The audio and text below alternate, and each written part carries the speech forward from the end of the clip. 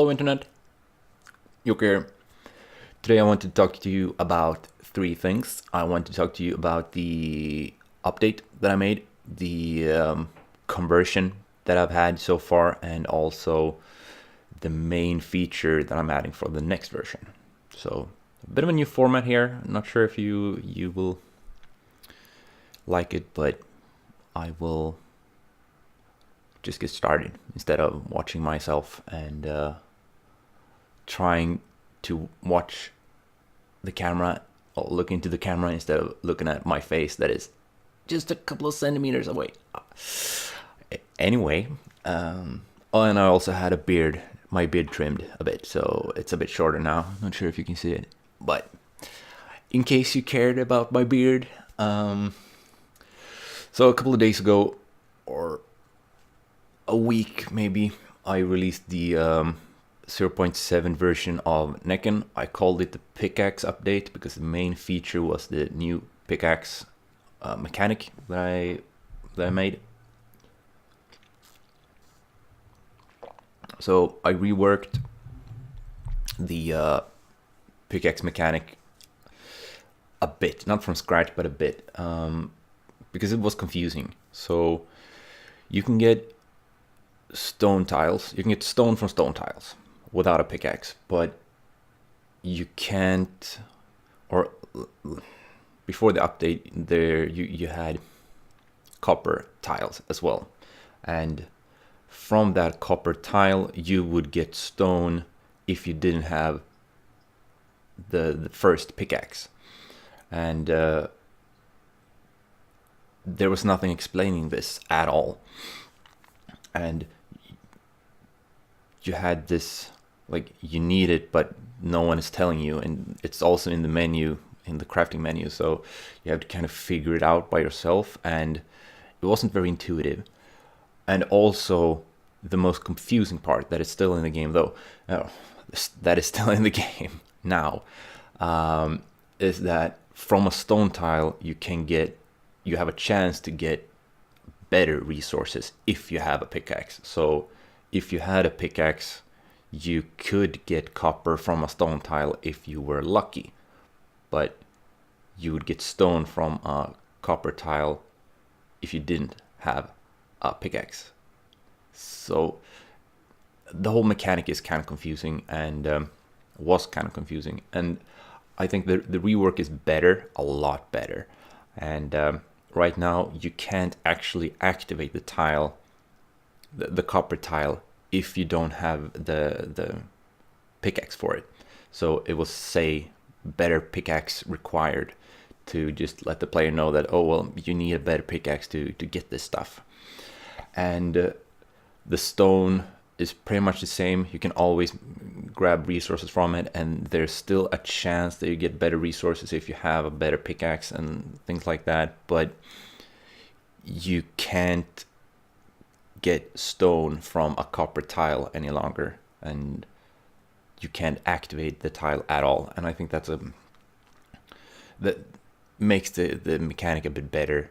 And I also changed the health system of the pickaxe. So earlier the pickaxe would take damage no matter when you used it, and it would take damage depending on what resource you collected. So and also the different pickaxes had different amounts of health, and they took damage, like a different amount of damage on depending on what resource you collected, and it was confusing, so confusing. So I made it simpler, and I made it so that the health depletes by 1 point when you grab a resource that is not stone. Bam. So it's a lot easier to understand. It's still not perfect, but it's a big improvement, and I think it works a lot better for now. And I'm kind of happy with the result, even though it's not a big change. I also added one new pickaxe to reflect the new resources that I added. So there's an additional pickaxe that you can build, and so far I enjoy it. And I also made a lot of small changes to the game, like the latest version. I updated the UI in the combat and things like that. Just a lot of random small stuff to just improve the game overall.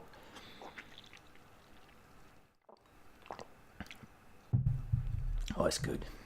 It's so good.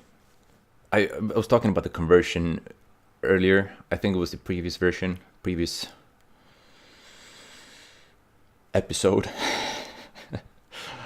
Then I was talking about the conversion between someone viewing the game on GameJolt and someone downloading the game on GameJolt, and that number has been fluctuating between 25% and 15%. So overall, it's still increasing, but it's kind of different from day to day. Since I've dropped down on the hot list and on the best list, and that makes it like I get less traffic to the site, and that means that one more view makes a lot of difference in terms of conversion rate and things like that. So I kind of stopped measuring it. I'm still looking at it, but I'm not as focused on that part right now. But the conversion that I'm looking into now is the analytics that I added to the game. So I added the Unity analytics, and personally that is not my favorite analytics tool, because there's a lot of stuff that I don't have access to, and I've been working with I can't remember the name. Worked with another analytics tool earlier, and I enjoy that, and that was a really good tool, but it's not free, so I don't really have money for it right now. But I've started measuring the progression of a demo player. So a player that is downloading the demo, how far does it get? So right now there are 2 levels on the first area, 2 levels, 3 levels on the second area, and 4 levels on the third area in the demo. So that is 2, 5, there's 9 levels in the demo, and I'm measuring how far does a player get before he stops playing the game.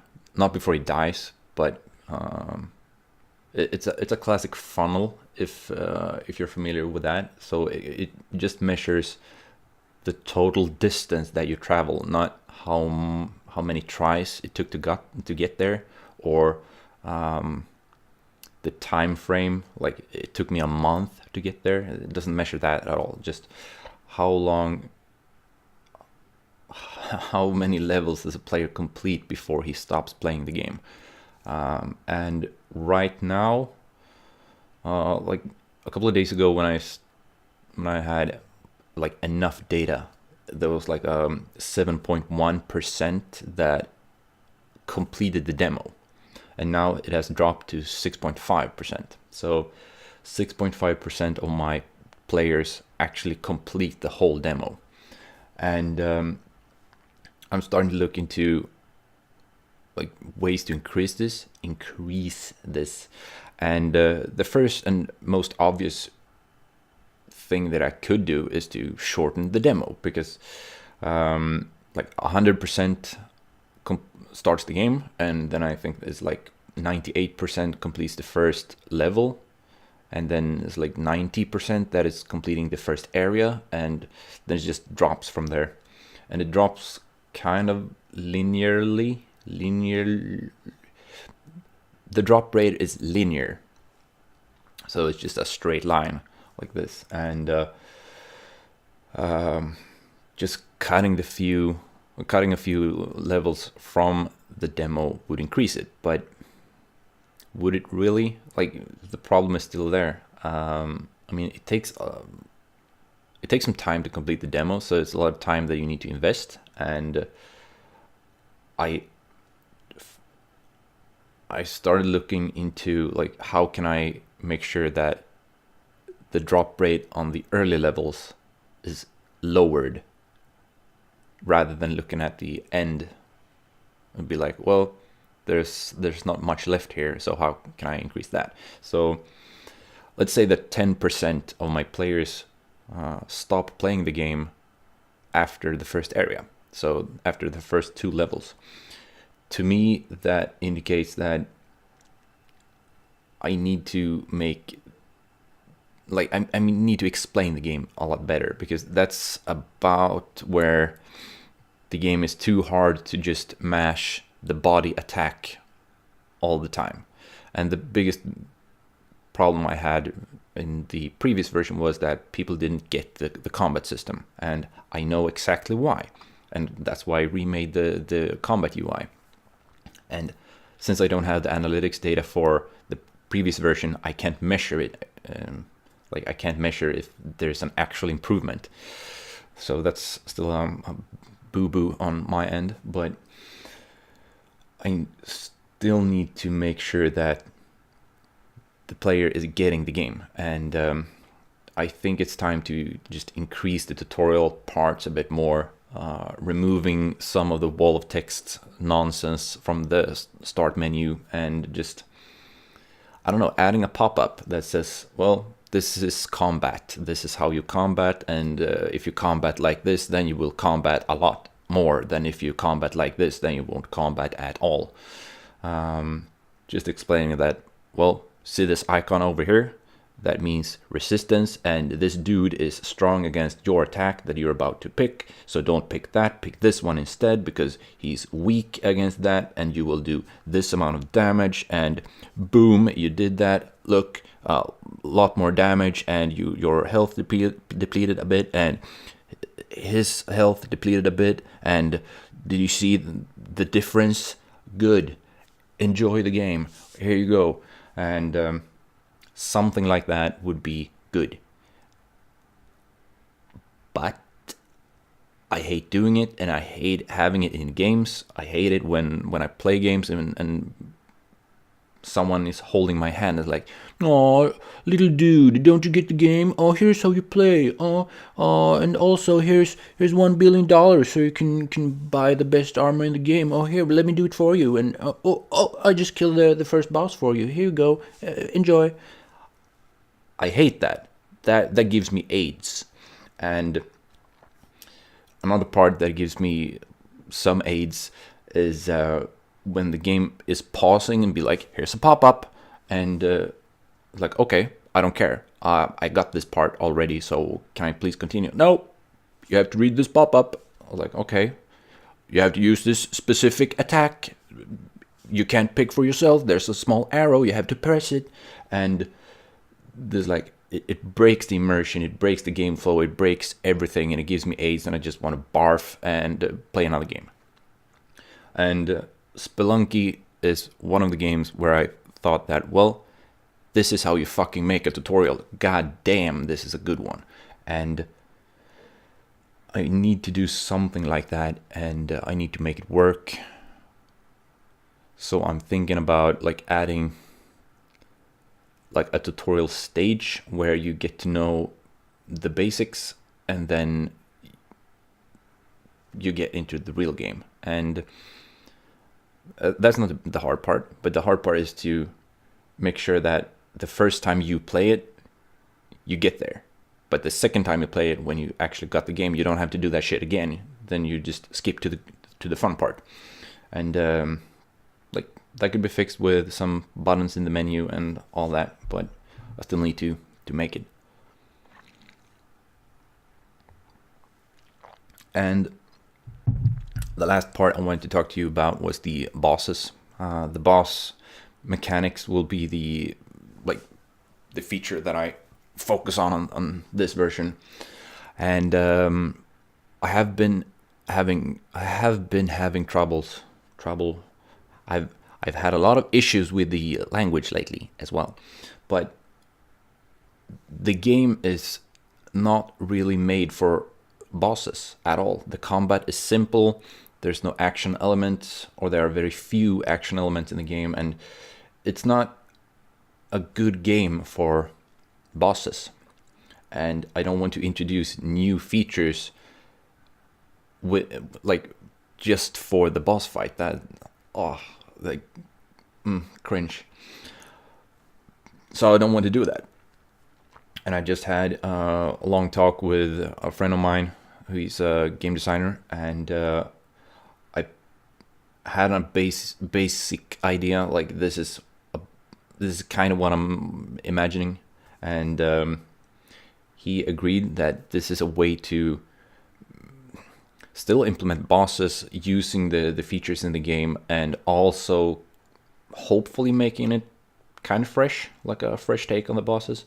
And right now the plan is to like incorporate the level more than just, oh, here's a boss room, kill this dude and this dude only, and then you're done. So instead just incorporating what's in the world already, and the tiles and some items that's used in the game as well. And I think that it could be cool. So I will be designing the core systems for that today, and after editing this piece of video, I will just make sure that the game can spawn a boss, the game can handle the specific boss mechanic, and just spawn a dummy that is working. And after that, just start implementing the specific bosses for the different areas. And I think it would be fun. So I'm looking forward to that. Not looking forward to, like, I want the bosses to be big. And I'm not looking forward to solving the issue where a tile is this big, but I don't want a boss to be this big. I want the boss to be this big. And I'm looking into making a boss taking up more than one tile. Like, this is a big one, he's taking up 4 tiles. That has never been done in the game before, so I'm not sure how to solve that, and the repercussions of that design and all that shit. So I'm looking into that as well, but I don't want to do that.